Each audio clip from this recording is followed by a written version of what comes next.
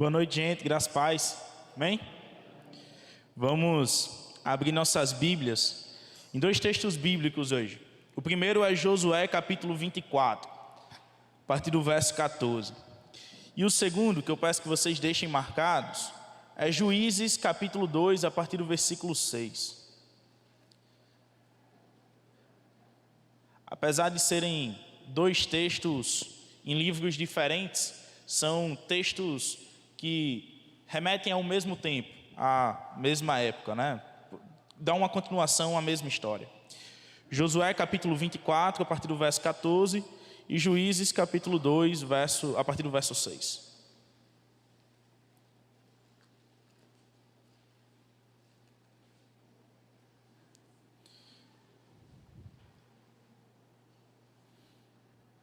Todos acharam? Amém? Diz assim, Josué 24, primeiro. Agora temam o Senhor e sirvam-no com integridade e fidelidade. Joguem fora os deuses que os seus antepassados adoraram além do Eufrates e no Egito, e sirvam ao Senhor. Se, porém, não lhes agrada servir ao Senhor, escolham hoje a quem irão servir, se aos deuses que os seus antepassados serviram além do Eufrates, ou aos deuses dos amorreus em cuja terra vocês estão vivendo. Mas eu e minha casa serviremos ao Senhor. Então o povo respondeu: longe de nós abandonar o Senhor para servir outros deuses. Foi o próprio Senhor, o nosso Deus, que nos tirou a nós e a nossos pais do Egito, daquela terra de escravidão, e realizou aquelas grandes maravilhas diante de nossos olhos. Ele nos protegeu no caminho e entre as nações pelas quais passamos. Além disso, o Senhor expulsou de diante de nós todas as nações, inclusive os amorreus que viviam nesta terra. Nós também serviremos ao Senhor, porque Ele é o nosso Deus. Josué disse ao povo: vocês não têm condições de servir ao Senhor. Ele é Deus santo, é Deus zeloso. Ele não perdoará a rebelião e o pecado de vocês. Se abandonarem o Senhor e servirem a deuses estrangeiros, Ele se voltará contra vocês e os castigará. Mesmo depois de ter sido bondoso com vocês, Ele os exterminará. O povo, porém, respondeu a Josué: de maneira nenhuma, nós serviremos ao Senhor. Disse então Josué: vocês são testemunhas contra vocês mesmos de que escolheram servir ao Senhor. Somos, responderam eles. Disse Josué: agora então joguem fora os deuses estrangeiros que estão com vocês e voltem-se de coração para o Senhor, o Deus de Israel. E o povo disse a Josué: serviremos ao Senhor, o nosso Deus, e lhe obedeceremos. Naquele dia, Josué firmou um acordo com o povo em Siquém e lhe deu decretos e leis. Josué registrou essas coisas no livro da lei de Deus. Depois ergueu uma grande pedra ali, sob a grande árvore, perto do santuário do Senhor. Então disse ele a todo o povo: vejam esta pedra. Ela será uma testemunha contra vocês, contra nós, pois ouviu todas as palavras que o Senhor nos disse. Será uma testemunha contra vocês, caso sejam infiéis ao seu Deus. Até aí. Agora vamos para Juízes capítulo 2, a partir do versículo 6. Em algumas Bíblias é só virar a folha. Diz assim: depois que Josué despediu os israelitas, eles saíram para ocupar a terra, cada um a sua herança. O povo prestou culto ao Senhor durante toda a vida de Josué e dos líderes que sobreviveram a Josué e que tinham visto todos os grandes feitos do Senhor em favor de Israel. Josué, filho de Num, servo do Senhor, morreu com a idade de 110 anos. Foi sepultado na terra de sua herança, em Timnat-Heres, nos montes de Efraim, ao norte do monte Gaás. Depois que toda aquela geração foi reunida a seus antepassados, surgiu uma nova geração que não conhecia o Senhor e o que ele havia feito por Israel. Então os israelitas fizeram o que o Senhor reprova e prestaram culto aos deuses Baalins. Abandonaram o Senhor, o Deus de seus antepassados, que os havia tirado do Egito, e seguiram e adoraram vários deuses dos povos ao seu redor, provocando a ira do Senhor. Até aí. Eu gosto muito desses dois textos. Primeiro porque o texto que a gente leu inicialmente, de Josué 24, o verso 15 é um verso muito marcante, principalmente congresso de família, né? Congresso de família, congresso de casais, a gente sempre tem lá aquela típica, esse mesmo versículo: eu e minha casa serviremos ao Senhor. Até aí tudo bem. O problema é quando nós olhamos para a sequência dos fatos e nós passamos uma página, 2 páginas e lemos Juízes. E aí o texto que dá uma espécie de continuidade a esse mesmo texto, ao texto de Josué, fala que uma geração após a geração de Josué, não havia ninguém que conhecia o Senhor e os feitos do Senhor para o povo de Israel, para com o povo de Israel. Me leva a crer que de uma geração para outra, nitidamente todo o povo se tornou um povo desconhecido. Passou a ter Deus, o soberano, como um Deus desconhecido. E aí a gente começa a ver alguns pontos sobre uma família e uma boa família. O que é uma boa família? Como nós podemos renovar a visão de uma boa família? Como podemos ver para princípios do reino de Deus numa boa família? Quais são esses princípios? Quais são as características de uma boa família? O combate das práticas ruins de uma família que é desajeitada. A gente consegue ver que a narrativa bíblica, ela nos evidencia isso. A gente consegue perceber como o texto bíblico, ele bate de frente à conduta errada de pessoas erradas. Da mesma maneira como ele exalta os grandes feitos do Senhor para com um povo imerecedor de tamanha bondade. E a gente começa a ler o texto, e o texto já começa com uma pedrada de Josué, né? Temam o Senhor, abandonem os falsos ídolos, deixem para trás os falsos deuses, escolham agora a quem vocês vão querer servir. Escolham agora qual Deus lhes agrada. Se o Deus dos amorreus, se os deuses do outro lado do Egito, se os deuses dos outros povos, escolham agora qual Deus lhes agrada. Eu sei que eu e minha casa serviremos ao Senhor. Já começa com uma grande paulada de Josué e um grande contraste de 2 tipos de família. Uma família idólatra e uma família que estava tomando uma posição diante do reino de Deus e diante dos princípios eternos do Deus eterno para com o restante da sociedade. Certo que Josué vivia uma condição e uma posição de liderança sobre o povo e de uma posição de ordem, querendo ou não, de alguém que liderava, que conduzia aquele povo. Certo, uma posição de um certo destaque. Contudo, quando nós vamos falar de família, a família, assim, que de fato a gente olha e fala assim, é um modelo, é um exemplo. Só que são pessoas tão falhas quanto nós. A gente olha para famílias que todo mundo julgava ser um exemplo, e aí acontece alguma queda, algum erro, alguma falha, e aí uma conduta natural de todo ser humano é apontar o dedo e falar assim, olha só, estava demorando a acontecer alguma coisa. Ou então a gente também cai num novo tipo de idolatria, novo não, na verdade uma idolatria constante de nossa família, que é viver uma eterna tradição familiar. As práticas ruins de meus avós, meus pais herdaram, eu herdei as práticas ruins de meus pais, meus filhos herdarão as práticas ruins que eu tenho, e assim vai continuar aquele laço, como se fosse uma maldição hereditária. Sendo que na realidade, não é os erros de seu pai, os erros de seu avô, que vão ditar os seus erros.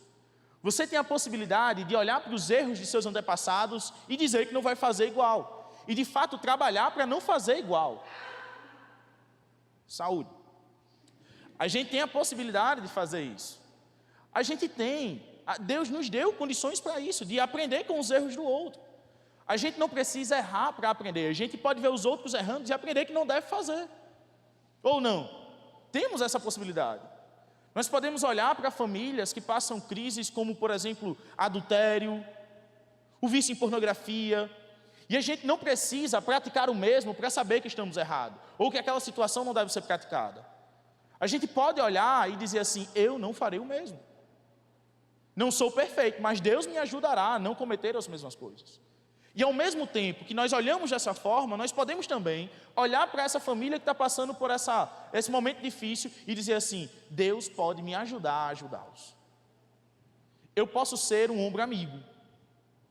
Eu posso ser uma pessoa usada por Deus para dar conselhos amorosos, com carinho e transparência, para pessoas que estão passando por crises no casamento. Eu posso ser um filho que já passou pela adolescência, entende os desafios da adolescência e ser um bom amigo para adolescentes que estão passando por essa mesma fase. Eu posso ser um jovem que já enfrentou algum tipo de adversidade na universidade e ser um bom amigo para jovens que estão na universidade enfrentando adversidades semelhantes à minha. Eu posso ser um instrumento de Deus. A gente pode olhar para as famílias ao redor, ver o que é que tem de bom e ver como nós podemos ajudá-los. Agora é necessário uma tomada de decisão, e uma decisão posicional, aonde nós estamos diante da situação e diante do próprio Deus. Aonde nós estaremos, em que posição nós estaremos, quando as adversidades da minha família e as adversidades da família do outro chegar. Qual será a minha posição? Se será a posição daquele que vai apontar o erro e esculachar o outro por causa do erro, ou se serei aquele que simplesmente me aproximarei da família, usado por Deus e sendo um mero instrumento do Senhor para ajudar aquela família. Ou se irei olhar para a minha família, venho à igreja todos os domingos, sou um grande religioso, mas dentro da minha casa eu não consigo promover os princípios cristãos dentro da minha própria família. Qual é a posição que nós estamos? Não sei qual é a posição que você está, mas eu sei qual é a posição que eu estou.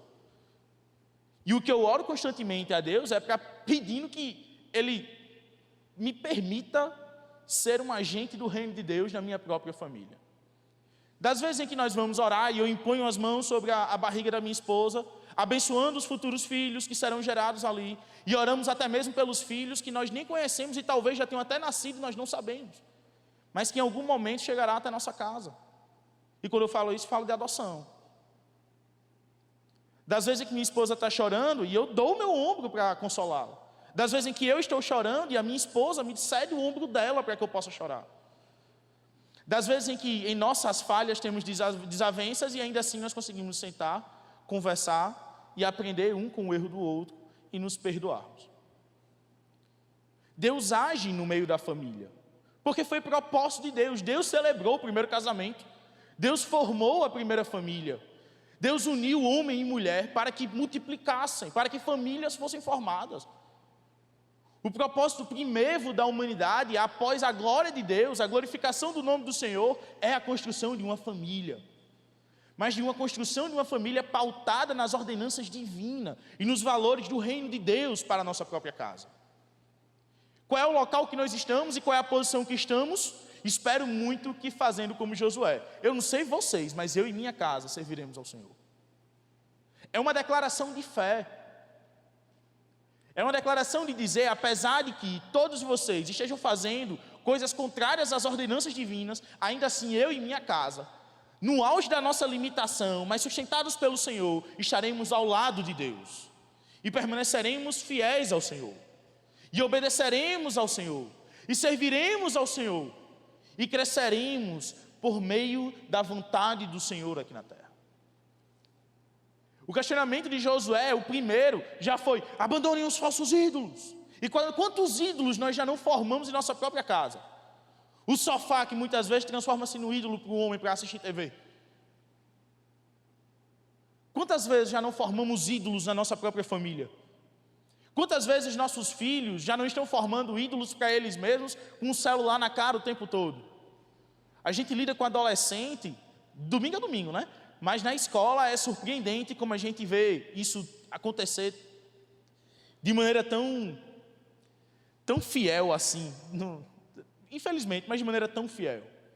Os meninos com o celular na cara o tempo todo. E isso já vai para a coordenação simples, do própria coordenação motora e até mesmo para a própria forma de enxergar o mundo. Da gente falar assim: olhem aí para a imagem da página tal, o que é que vocês veem? A primeira coisa que eles veem são as bordas da imagem. Porque eles passam um dia inteiro olhando para a borda do celular para passar o history do Instagram, ou olhando para as bordas do celular para passar o vídeo no TikTok. Ou da gente perguntar uma típica pergunta, uma pergunta clichê de história, uma atividade clichê de história. Todo mundo já fez isso. Faça uma linha do tempo da sua vida. E o menino não lembra qual era a vida dele. Ele simplesmente teve a memória apagada. Resquícios da pandemia. E de uma vida entregue a uma usabilidade da tecnologia desenfreada. É um ídolo. Tem um lugar no seu coração que nenhum outro seu, nenhuma outra coisa tem. Quantas vezes, minha gente, nossas famílias já não criaram ídolos para elas mesmas? Quantas vezes no seio de nossa casa nós já não vimos um ídolo ser revelado? Olhando para a nossa própria casa, para a nossa família, quantas vezes nós já não transformamos em ídolo coisas tão banais? Agora vem um questionamento posicional. Onde você está? E onde estará a sua casa? Qual Deus lhes agrada mais? O Deus de seus antepassados, dos seus amorreus? Os problemas que você viu acontecer na sua família no passado? Eu não sei vocês, mas vem novamente a decisão e a resposta confiante de Josué: eu e minha casa serviremos ao Senhor. E aí vem um novo questionamento, que é: o que tem nos agradado mais? Nos agrada mais servir ao Senhor enquanto família, ou nos agrada mais ter qualquer outra coisa na nossa frente e no nosso dia a dia que não seja a alegria de viver a vida comunitária? O que é que nos agrada mais? Assistir a televisão após um dia cansativo de trabalho ou receber o abraço consolador de nossa esposa? O que é que nos agrada mais? Ir direto para o celular quando chego da escola, da universidade, ou abraçar a minha mãe, o meu pai, quando eu chego em casa depois de um dia de aula? O que é que me agrada mais? Ir correndo para qualquer Deus, ídolo que eu criei para mim mesmo, ou receber o cuidado divino por meio do cuidado de minha família? Isso eu falo para todo mundo que está aqui. Seja você que tem uma família bem estruturada, que todo mundo vai para a igreja, seja você que não tem a mesma família que alguns outros irmãos, mas que tem pais e mães de oração nessa igreja. Pessoas que têm irmãos queridos dentro dessa igreja, que abraçam e amam como se fosse da família. O que é que agrada mais? O ídolo que criamos, o Deus que forjamos com nossas próprias mãos e nossa própria consciência, ou a alegria de, quanto família, sermos uma família que pertence ao Senhor? O que é que nos agrada mais? O que é que enche mais o nosso coração de alegria? O versículo 14 exala, expõe uma ordenança que levaria o povo a uma decisão crucial. Quantas vezes nós já não estivemos diante da mesma ordenança? Quais ídolos ainda criamos em nossa própria família? Quais práticas ruins ainda mantemos? Quais erros nós ainda continuamos a cometer? Quais omissões nós continuamos a praticar? Quais desleixos nós continuamos a fazer? O versículo 14 nos convida a uma decisão crucial para a nossa própria existência. Quais são as práticas que herdamos de nossos antepassados? Se essa prática não serve para a edificação de sua própria casa e glorificação do próprio Deus, não vale a pena ser mantida. Se a prática de seu pai, de sua mãe, de sua avó, de seu avô, de seu tio, seu primo, seu irmão, não traz edificação para os de sua casa e não glorifica a Deus, não vale a pena ser mantido. Se seu avô batia na sua avó, se seu pai batia na sua mãe, ou seja lá o que for, não vale a pena ser mantido se não traz harmonia para o lar. Se a sua casa não é edificada por essa ação, não vale a pena ser mantida, meu irmão. Se seus filhos, sua esposa, seu esposo, seus irmãos não se alegram com suas práticas, não vale a pena ser mantido no seio familiar. Dificuldades vão chegar? Vão. Adversidades vão chegar? Vão. Aflições vão chegar? Vão. Agora, se as práticas que temos constantemente, corriqueiramente na nossa vida, não trazem alegria, harmonia e edificação para os de nossa casa, para a nossa própria família, não vale a pena ser mantida. É necessário deixar para trás. Decidam hoje qual Deus lhe agrada mais. Se o Deus de seus antepassados ou se o Deus de Israel. Não é porque algum antepassado foi adúltero, alcoólatra ou imoral que nós também seremos. Se estamos buscando engrandecer ao Senhor com a nossa família, não importa como era a família antes de Cristo, mas sim como ela será ao lado do autor e consumador de nossa fé. Não importa como era a nossa família antes de conhecermos a Jesus. Não importa como era o homem antes de conhecer a Jesus, como era a mulher antes de conhecer a Jesus, como era o filho antes de conhecer a Jesus. O que importa é como ela será ao lado de Cristo. E Cristo não parcela a sua boa obra. Ele não vai lhe converter pela metade. Ele vai transformando. Aos poucos, muitas vezes. Só que Ele transforma por completo o nosso coração. No final das contas, a transformação que tanto necessitamos e que nossa família tanto necessita, essa transformação é promovida pelo próprio Deus. Não vem por nossas mãos, não vem por nosso querer, não vem por nossa vontade, vem pelo próprio Deus. Mas escolham hoje qual Deus lhes agrada mais. De que lado estamos? A palavra de Josué foi posicional. Precisamos assumir uma posição ao lado do Senhor. Nós não podemos ser omissos diante da fé que professamos. A nossa família deve ser testemunha da fé que professamos. Minha irmã, seu esposo deve ser testemunha da sua fé. Meu irmão, sua esposa deve ser testemunha de sua fé.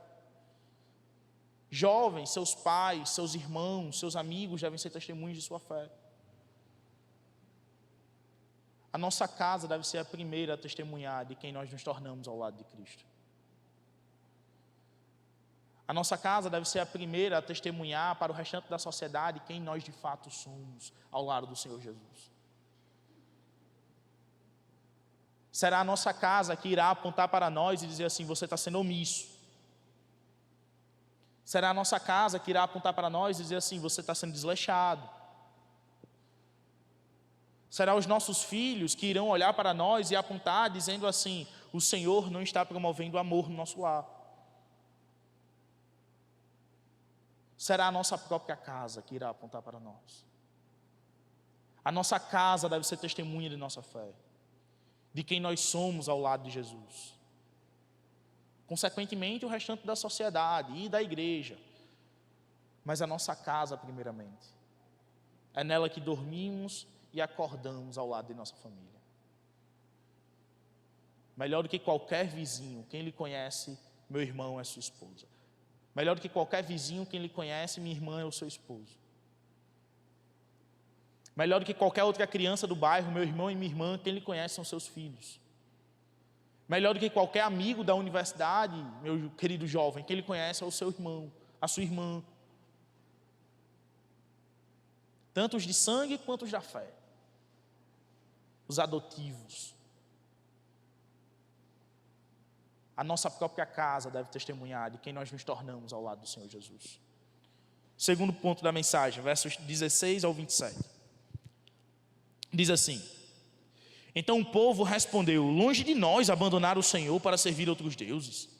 Foi o próprio Senhor, o nosso Deus, que nos tirou, a nós e a nossos pais do Egito, daquela terra de escravidão, e realizou aquelas grandes maravilhas diante de nossos olhos. Ele nos protegeu no caminho e entre as nações pelas quais passamos. Além disso, o Senhor expulsou de diante de nós todas as nações, inclusive os amorreus que viviam nessa terra. Nós também serviremos ao Senhor, porque Ele é o nosso Deus. Josué disse ao povo: vocês não têm condições de servir ao Senhor. Ele é Deus santo, é Deus zeloso, Ele não perdoará a rebelião e o pecado de vocês. Se abandonarem o Senhor e servirem a deuses estrangeiros, Ele se voltará contra vocês e os castigará. Mesmo depois de ter sido bondoso com vocês, Ele os exterminará.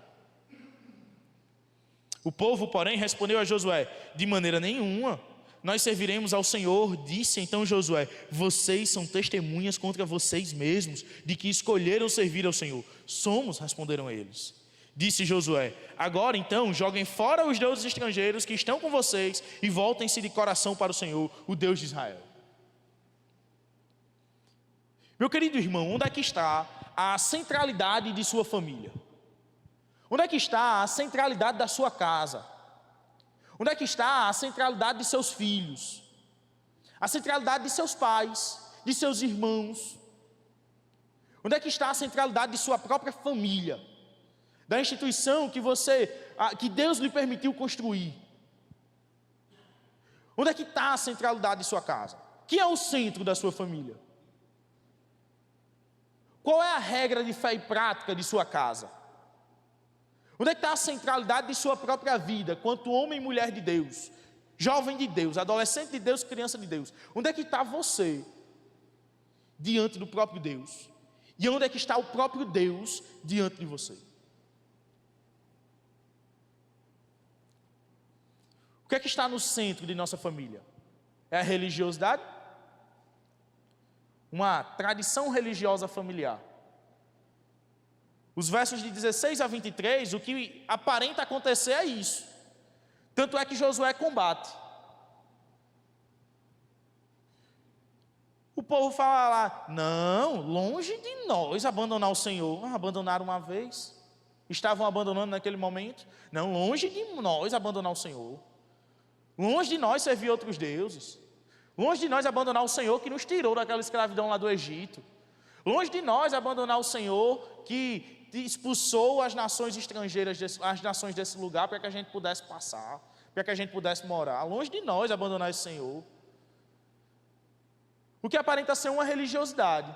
Tanto é que Josué, na primeira oportunidade que tem, toma uma lapada. Segura aí. Verso 19. Vocês não têm condições de servir ao Senhor.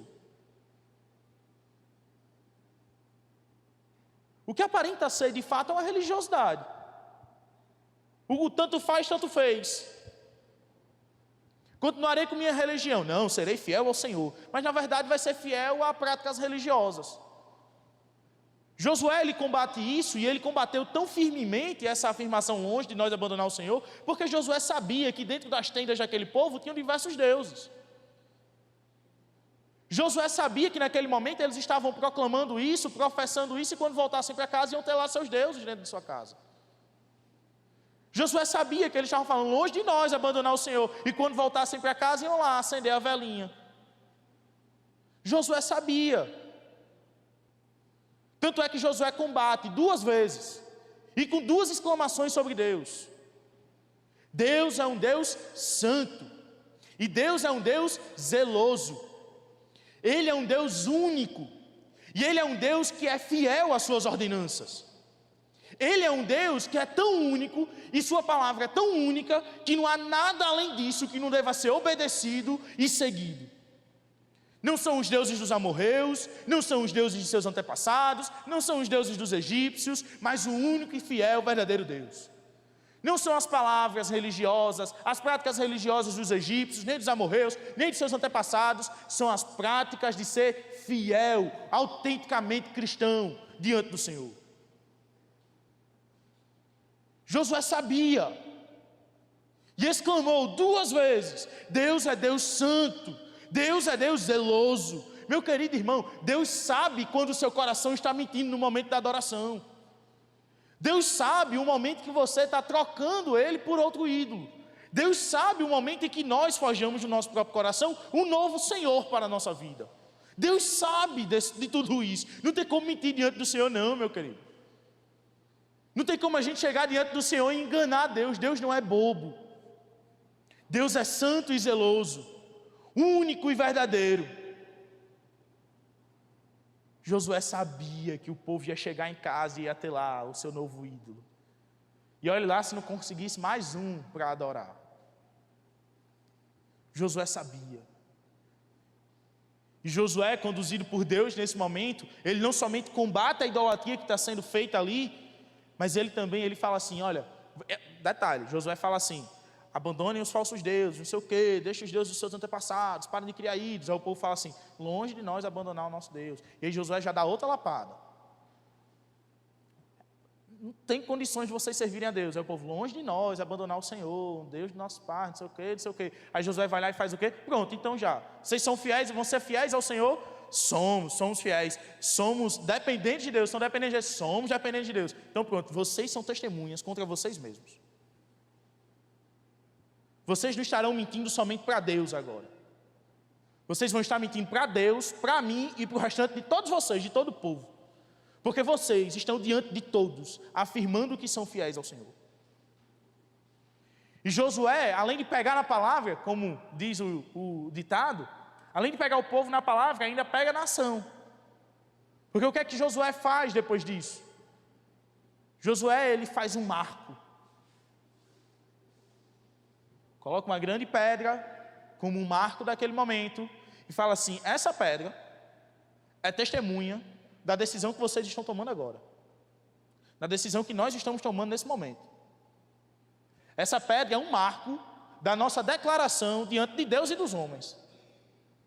Essa pedra é o marco do momento em que vocês disseram que vão abandonar os falsos deuses.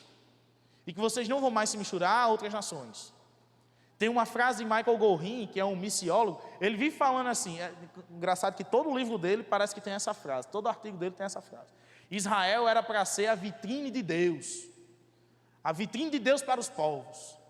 Era para todos os povos olharem para Israel e ver o modelo de nação, o modelo de povo. E ao invés de vitrine divina, Israel se torna manequim dos povos. Meu querido irmão, muitas vezes eu e você nos tornamos manequins de nossa própria vida. Nos tornamos manequins de nosso próprio trabalho. Nos tornamos manequins de nossa própria religiosidade. Nos tornamos manequins de nosso próprio preconceito ou medo. Quando na realidade deveríamos ser a vitrine de Deus para aqueles que estão ao nosso redor. Josué, ele sabia da idolatria do coração do povo. E ele sabia da tendência do povo a uma vida meramente religiosa. Qual é o Deus de sua casa? Qual é o ídolo de sua casa? Qual é a prática de sua casa? Uma prática meramente religiosa diante do Senhor? De vir à igreja? Uma vez recebi um adolescente, queria sair da igreja, falando que ia sair da igreja, e falou assim, cara, por que você vai sair da igreja? Ele me chamou de pastor, isso aqui não tem mais na graça para mim não, nada disso aqui tem graça. Eu falei assim, por que tu vinha para a igreja? Eu vinha porque meu pai me trazia, minha mãe me trazia. Minha mãe vinha para a igreja, minha avó vinha para a igreja, eu vinha para a igreja. Então a fé não era desse menino. A fé era de sua mãe e de sua avó. E aí chegamos então o quê? Uma mera religiosidade familiar? Meu pai foi crente, meu avô foi crente, meu bisavô foi crente, meu tataravô foi crente, eu vou ser o quê? Crente.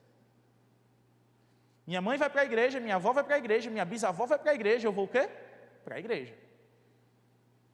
Minha mãe diz que adora um Deus, minha avó diz que adora esse mesmo Deus, minha bisavó diz que adora esse mesmo Deus, eu vou fazer o quê? Dizer que adora esse mesmo Deus. Se torna uma mera religiosidade familiar. Quantas famílias já não se acomodaram à religiosidade? De forma que já nem se deram conta que Cristo já deixou de governar a sua casa há muito tempo.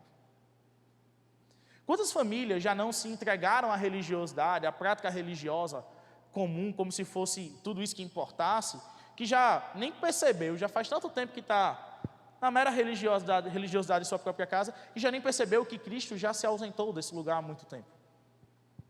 Que Cristo já não é mais o governador de sua família.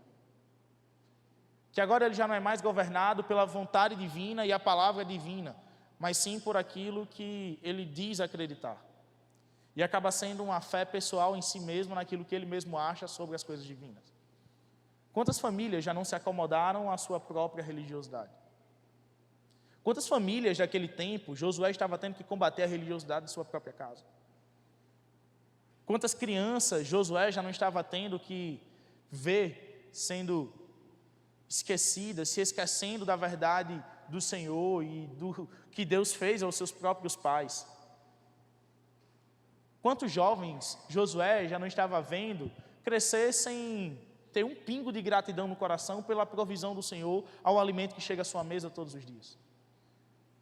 Quantos homens e mulheres Josué já não estava vendo cometer a mera religiosidade, a falsa religiosidade, ou a idolatria de fato a outros deuses, em viver no grande faz de conta da fé cristã, ou viver no grande faz de conta da fé em Deus, ou viver um grande faz de conta da crença no Deus verdadeiro, único e fiel, no Deus que me faz chorar no domingo, e no Deus que quando eu abro a minha Bíblia, Ele me revela todas as coisas que eu preciso saber, quando na realidade não tem um pingo de sinceridade no coração diante do Senhor. Já falei em outras pregações, já falei para a juventude sobre isso, já falei para uma jovem de nossa igreja uma vez lá no gabinete, pouco me importa se você vai chegar para mim e dizer que leu 15 livros da Bíblia, ou 15 capítulos da Bíblia por dia. Pouco me importa se você vai chegar para mim e dizer que passou a noite orando. Eu quero saber se tem sinceridade na sua oração e na leitura bíblica. Eu quero saber se você está lendo por ler a Bíblia, porque se for para fazer somente isso, ler por ler, pega um livro qualquer e vá ler. Se você não trata isso daqui como importância, O que é que vai servir para você então a leitura disso? Se você não trata com importância a vida devocional diante do Senhor, para que é que vai servir isso? Se você não trata com importância a criação dos seus filhos na casa de Deus e diante das Escrituras Sagradas, para que é que vai servir isso? Para que é que vai servir a falsa adoração que sai de seus lábios? Para que é que vai servir a vinda à igreja todos os domingos se não tem sinceridade na sua ida à casa do Senhor e em se alegrar com seus irmãos e adorar o Senhor no seu santuário? Para que é que serve tudo isso então? Mera religiosidade? Deus não quer religiosos. Deus não chamou religiosos para o seu reino. O próprio Cristo combateu os religiosos em sua época. Você acha que a religiosidade que habita no nosso coração vai ser agradável a Deus? Não será. Na relação com Deus, só há espaço para um único Senhor, e Ele não divide sua glória e majestade e soberania com mais outro, com nenhum outro. O Senhor não quer famílias religiosas, Ele quer famílias que entendem sua condição e tomam a decisão de se posicionar diante dEle com um testemunho e como um testemunho de fé, dependência e direção divina. Deus não quer que a sua família seja uma mera religiosa. Deus não quer que a vida do homem, do sacerdote do lar, Deus não quer que a auxiliadora do lar seja uma vida religiosa. Deus quer que a sua vida seja uma vida de testemunho vivo, da fé que professa e da fé que propaga. Deus quer que os seus filhos olhem para você, pai, e tenham você como exemplo. Deus quer que suas filhas e os seus filhos olhem para você, mãe, com admiração e como exemplo. Deus quer que o seu esposo olhe para você, mulher, e lhe ame, sacrificialmente, como Cristo amou a igreja. Deus quer que você, mulher, olhe para o seu marido e ele veja em você uma grande auxiliadora, como alguém que serve a Deus servindo a você, servindo ao seu esposo. Deus não quer religiosos no seu reino. Deus não quer que nossas famílias sejam meramente religiosas. Deus deseja que nossas famílias sejam dependentes dEle e se posicionem diante de seu reino e diante de sua pessoa, como famílias que dependem do agir do Senhor, da direção do Senhor e da provisão do Senhor. A família deve ser um ambiente de recomeço. Versos 21 ao 23. O povo, porém, respondeu a Josué: de maneira nenhuma, nós serviremos ao Senhor. Disse então Josué: vocês são testemunhas contra vocês mesmos de que escolheram servir ao Senhor. Somos, responderam eles. Disse Josué: agora então, joguem fora os deuses estrangeiros que estão com vocês e voltem-se de coração para o Senhor, o Deus de Israel. A família deve ser um ambiente de recomeço. Deve ser um lugar que Deus promove mudanças. Quando foi a última vez que você e a sua família se voltaram para o Senhor com um coração sincero? Quando foi a última vez que você tomou a sua esposa, pegou a sua esposa, sentou com ela em casa, na mesa e orou junto com ela? Quando foi a última vez que você pegou o seu esposo, sentou ao lado dele e orou com ele e por ele? Qual foi a última vez que vocês pegaram seus filhos e conduziram à casa do Senhor, para que ele crescesse na casa do Senhor, tendo alegria no Senhor e aprendendo sobre o Senhor com alegria e sinceridade no coração? Qual foi a última vez que vocês que são filhos que ainda estão aqui, e seus pais ainda estão aqui na terra, qual foi a última vez que você, junto de seus pais e de toda a sua família, foi conduzido ou os conduziu até o Senhor com sinceridade no coração? A família deve ser um lugar de recomeço. Se na sua casa há muito tempo isso não acontece, é tempo de voltar a fazer. Se com seus filhos há muito tempo você não tem um tempo de devoção a Deus, é tempo de promover. Se com seu esposo, sua esposa, há muito tempo você não tem um tempo de devoção diante do Senhor, é tempo de voltar a Ele com o coração sincero. Se você há muito tempo não pegou seu irmão, sua irmã, saiu para dar um passeio e teve um tempo de devoção a Deus sincero, é tempo de recomeçar. A família é um lugar de recomeços. versos 24 a 27, diz assim: E o povo disse a Josué: Serviremos ao Senhor, o nosso Deus, e lhe obedeceremos. Naquele dia Josué firmou um acordo com o povo em Siquém e lhe deu decretos e leis. Josué registrou essas coisas no livro da lei de Deus.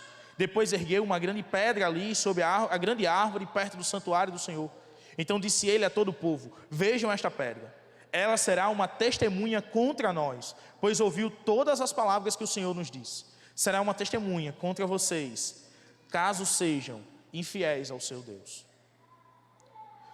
Todos os que estão ao nosso redor devem ser testemunhas de nossa decisão diante de Cristo. Cada pessoa que nós olhamos ao nosso lado deve ser uma marca, um marco de nosso testemunho e de quem nós dizemos ser diante de Deus. Quando você estiver em sua casa e olhar para qualquer pessoa de sua família, essa pessoa é um marco contra você de quem você é diante de Deus. Quando você estiver andando na rua e for comprar pão, a moça ou o moço que lhe atende na padaria é uma testemunha contra você de quem você diz ser diante de Deus. As pessoas de seu ambiente de trabalho, de seu ambiente de escola, de seu ambiente de universidade, todas essas pessoas devem ser testemunhas de quem vocês dizem ser diante de Deus. Se eu digo que sou fiel ao Senhor, essas pessoas devem ser marcos, que apontam para nós e dizem assim: realmente ele é fiel ao Senhor.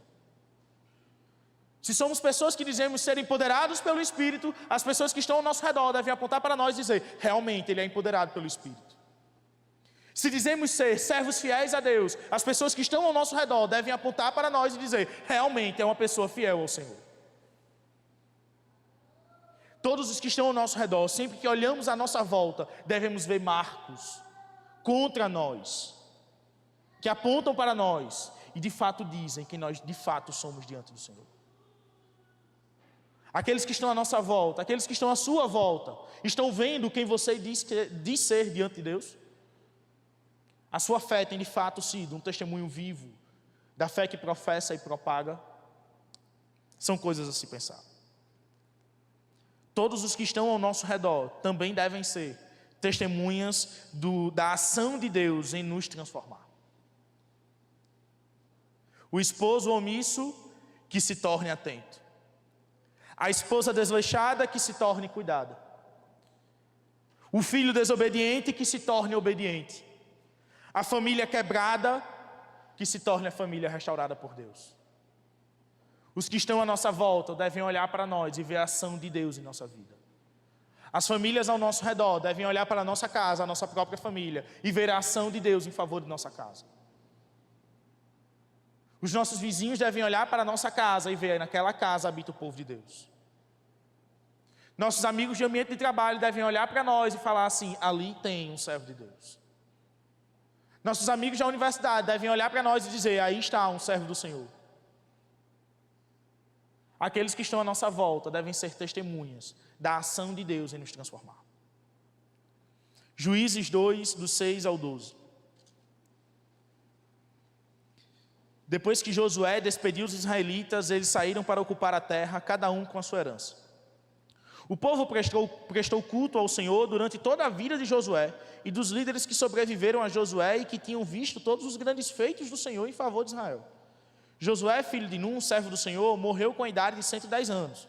Foi sepultado na terra de sua herança, em Timnat-Heres, nos montes de Efraim, ao norte do Monte Gaás. Depois que toda aquela geração foi reunida a seus antepassados, ou seja, morreu, surgiu uma nova geração que não conhecia o Senhor e o que ele havia feito por Israel. Então os israelitas fizeram o que o Senhor reprova e prestaram culto aos Baalins. Abandonaram o Senhor, o Deus de seus antepassados, que os havia tirado do Egito, e seguiram e adoraram vários deuses dos povos ao seu redor, provocando a ira do Senhor. Essa foi a geração mais nova, a geração que nós acabamos de ler o relato. Se a fé cristã, se a fé que professamos ter, não for o mais importante para nós que educamos nossos filhos, então essa mesma fé nunca será importante o suficiente para nossos filhos. Se não damos importância à fé que professamos, que dizemos ter, essa fé nunca será importante para aqueles que vêm depois de nós. Não podemos tratar a fé como algo secreto e a Bíblia como um livreto de pegue e faça. Meu querido irmão, se você um dia presenteou o seu filho com a Bíblia, por favor, eu espero muito que não tenha sido um manual de pega e faça. Está aqui a Bíblia, leia aí e faça o que você entender. Porque muitas vezes nós presenteamos amigos, familiares e filhos com Bíblias e deixamos por isso mesmo. E aí o menino cresce com o mesmo hábito de seus pais, que têm uma Bíblia em casa e não vivem o que a Bíblia diz, que não praticam as suas disciplinas espirituais, que não leem a sua Bíblia com frequência, que não praticam a sua vida de devoção diária. Os mesmos hábitos, vão crescer com a Bíblia debaixo do braço, indo para a mesma igreja de seus pais, professando uma fé igual a de seus pais, menos uma fé sincera e uma fé verdadeiramente bíblica. Se nós tratamos isso como sendo algo não tão importante, para os nossos filhos não vai fazer a menor diferença ter essa fé ou não. Se nós tratamos as Escrituras como algo que não é tão importante, não faz sentido para os nossos filhos aquilo ser importante ou não. Não vai fazer nenhuma diferença. Se nossa vida não dá testemunho de nossa fé, essa fé não terá espaço na vida de nossos filhos. Não podemos inverter a ordem de importância das coisas para os nossos filhos. O reino e a fé sempre serão os mais importantes. Nós não podemos olhar para o nosso filho e falar assim, faça tudo e depois vem o reino. Você deve olhar para o seu filho e falar assim, faça tudo olhando para o reino. Vai entrar na faculdade, ótimo, faça da faculdade um lugar de pregação do reino de Deus. Está na escola, ótimo, faça da sua escola um lugar onde o reino de Deus, os valores do reino vão ser propagados. Vai se casar, ótimo, faça da sua família uma agência propagadora do reino de Deus. Podemos investir na vida de nossos filhos, podemos direcionar nossos filhos para os sonhos mais impossíveis, podemos dar a melhor educação aos nossos filhos, mas se tratamos a nossa fé com menos importância do que deveria ter, ou se invertemos a importância dos valores do reino aos valores de qualquer outra coisa da sociedade e falhamos com a nossa missão. Se olhamos para gerações mais novas e não apontamos para essa geração os valores do reino eterno de Deus, falhamos na nossa missão. A boa família não é aquela que tem muito dinheiro, não é aquela que é perfeita em tudo. A boa família não é aquela que tem uma prática religiosa assídua. A boa família não é aquela que vem para a igreja todos os domingos e aponta todos os domingos para si mesmo, falando assim, eu venho à igreja todos os domingos. A melhor família não é essa, a boa família não é essa. A verdadeira boa família é aquela que tem o Senhor como Salvador de sua vida e direcionou a sua vida diante de Deus e tomou a posição que Josué tomou. Não sei vocês, mas eu e minha casa serviremos ao Senhor. A verdadeira boa família é aquela que está diante de Deus verdadeiramente. É aquela que apontou para Deus e disse assim, eu não mereço, mas tu fizeste por nós. Nós não podemos, mas o Senhor pode. A verdadeira boa família é aquela que se coloca diante de Deus e se deixa ser direcionada por Deus. É aquela que olha para os valores do reino e vive os valores do reino de Deus. Essa é a verdadeira boa família. E eu quero apresentar para vocês uma família que recentemente viveu a alegria de ter um de seus filhos encontrando Jesus como Salvador. É uma família de um aluno aqui da nossa ONG, Oficina de Sonhos. Levi está por aqui, né? Levi, vem cá, por favor, e sua família também.